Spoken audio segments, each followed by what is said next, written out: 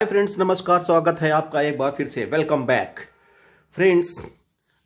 Video की शुरुआत करने से पहले एक निवेदन करना चाहता हूं कि यदि आपने अभी तक मेरा चैनल सब्सक्राइब नहीं किया है तो प्लीज़ सब्सक्राइब करें ताकि आपको नोटिफिकेशन के जरिए नए वीडियो आने का खबर मिल सके।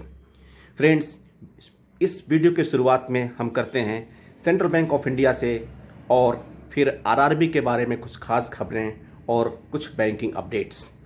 Friends, central bank of India ने इतने दिनों के बाद अपना एक सर्कुलर जारी किया जिसमें उन्होंने ये गाइडलाइंस दिया कि एरियर पेमेंट और न्यू सैलरी पेमेंट के बारे में।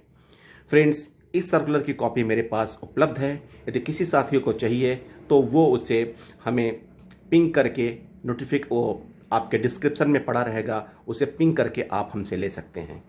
फ्रेंड्स, लेकिन मज़े की बात यह है कि अभी भी उनके यहाँ एरियर पेमेंट करने का कुछ निश्चित तिथि नहीं पता है।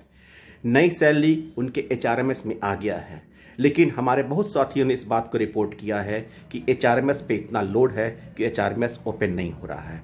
हालांकि कुछ साथियों ने ये भी मैसेज दिया है कि एचआरएमएस खुलना शुरू हो गया है, लेकिन अभी भी स्टिल हमारे बहुत साथी ऐसे हैं जो अपनी नई सैलरी चेक नहीं कर पा रहे हैं। लेकिन ये पूरी उम्मीद है कि जनवरी सैलरी के साथ इन्हें रिवाइज सैलरी मिल जाएगी।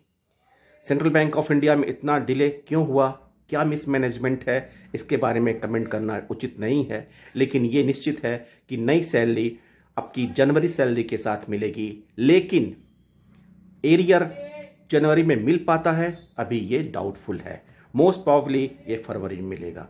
ये सर्विंग एम्प्लॉय के बारे में बात है तो जो पेंशन पाने वाले एम्प्लॉई हैं यानी रिटायर्ड एम्प्लॉई हैं उन्हें कम मिलता है। इसके बारे में अभी ये सुनिश्चित किया जा रहा है कि थोड़ा डिले ही होगा।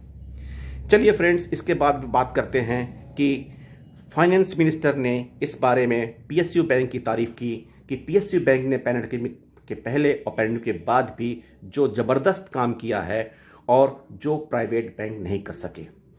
उन्होंने कहा कि on average PSB have been a growth anywhere between 7 to 13% since the pandemic. State run bank lead the way in funding the economic recovery with a surge in loans to small units and even individual as risk averse private sector bank tightened the lending and fear of the default of the job losses।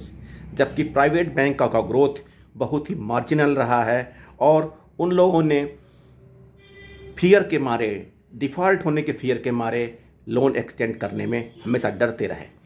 Public sector banks are seeing their loan book growing across all major segments: agriculture, retail, MSME, personal loans, except corporates and large businesses. On average, PSB have been a growth of anywhere between 7 to 13%. Friends, इसका उन लोगों के मुंह में जो भरपूर तमाचा है जो प्राइवेट बैंक का एडवोकेट करते हैं। प्राइवेट बैंक केवल अर्निंग द मनी, आपके गाड़ी कमाई में जेब काटने का काम करते हैं, वो सर्विस प्रोवाइड नहीं करते हैं। यदि एक बार आपको छींक भी आ जाएगी तो उसके लिए पैसे चार्ज करते हैं। तो फाइनेंस मिनिस्टर का ये स्टेटमेंट बड़ा ही उत्साहजनक और प्रेरणादायी है हमारे पीएसयू बैंकर्स के लिए। लेकिन इतना अच्छा काम करने के बावजूद भी पीएसयू बैंकर्स को रिवार्ड क्यों नहीं मिल पाता है, ना सर्विंग एम्प्लॉय को ना रिटायरी एम्प्लॉयज़ को। इसे एफएम को ध्यान देना होगा। फ्रेंड्स, इसके बारे में बात करते हैं कि एनआईटी नेशनल इंडस्ट्रियल ट्रिब्यूनल, जहां पे बी बैंकर्स का केस इलाहाबाद हाई कोर्ट द्वारा रेफर हुआ था और ये एनआईटी मुंबई में है कि बैंकों की जो स्थिति है सुधारने के लिए आईबा का रोल के बारे में, उसके बारे में 4/2/21 का डेट बैठक के लिए नियत किया गया है। और वहाँ पे बैठक में यूव्यू के नेता, आईबा के लोग और बी बैंकर्स के लोग आएंगे।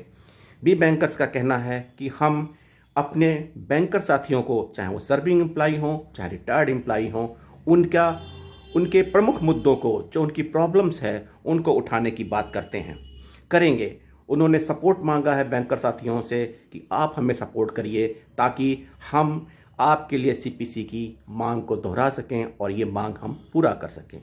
तो फ्रेंड्स, अगले 4/2/21 को बैठक के बाद क्या होता है देखिए, फिर हम आपको अपडेट देंगे।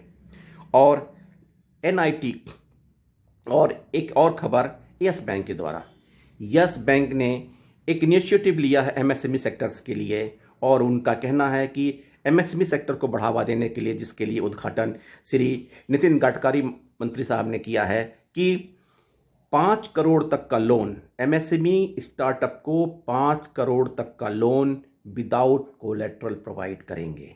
दे have taken the initiative to provide loan of ₹5 crore to the MSME sector startup. और अच्छी बात है कि 5 करोड़ तक का लोन बिना कोलेट्रल का होगा। देखिए यस बैंक इसमें कितना अच्छी कामयाबी उठा पाता है। और लास्ट में चलते चलते आरआरबी के बारे में कुछ खबरें। रीजनल रूरल बैंक्स में अभी वे सेटलमेंट के बारे में कोई approval ministry of finance, DFS, department of financial services से अभी तक नहीं आया है।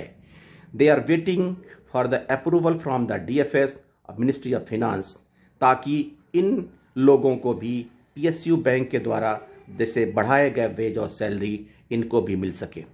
जैसा कि आपको पता है कि ये आरआरबी में कॉन्स्टिट्यूशन में 3 लोगों का अहम रोल होता है। सेंट्रल गवर्नमेंट जिसका 50% स्टेक होता है, फिर उसके बाद आता है आपका स्टेट गवर्नमेंट जिसका 15% स्टेक होता है, और 35% स्पॉन्सरिंग बैंक का होता है फ्रेंड्स। और रेगुलेशन इसका नाबार्ड द्वारा किया जाता है। और लेकिन centre working on a policy to centralise regional rural banks under holding company, ऐसा खबर आ रहा है कि गवर्नमेंट ये डिसाइड कर रही है कि इनको आरआरबी को एक अम्ब्रेला के नीचे लाने के लिए, यानी कि होल्डिंग कंपनी बनाने के लिए सोच रही है, ताकि ये ऑटोनॉमस होकर काम कर सकें और इनको जो इक्विटी की भी कोई प्रॉब्लम ना हो, और इनकी इफ़िशेंसी और इनकी गवर्नेंस और अच्छा हो सके। उनका कहना है कि the centre is working on a policy to bring RRB under a holding company, a decision that may be announced in the budget 2021. The policy will aimed at better governing RRBs, centralize their functioning, improve efficiency, and to help them raise equity from the market. Government official ने बताया इस बात को। तो friends, RRB को अगर private और merger की बात ख़त्म हो जाएगी, एक तरह से अगर ये गवर्नमेंट होल्डिंग कंपनी बनाती है तो इनकी इफ़िशेंसी और ऑटोनॉमी बढ़ जाएगी, और इनको कैपिटल की भी कोई प्रॉब्लम नहीं होगी। लेकिन अभी आरआरबी में नए वे सेटलमेंट के बारे में थोड़ा डिले हो रहा है, और फैमिली पेंशन अपडेशन की स्थिति एज इट इज है, अभी कोई डेवलपमेंट नहीं है फ्रेंड्स। नेक्स्ट अपडेट, तब तक के लिए आप हंसते रहिए, मुस्कुराते रहिए। जय हिंद, जय भारत। Thank you.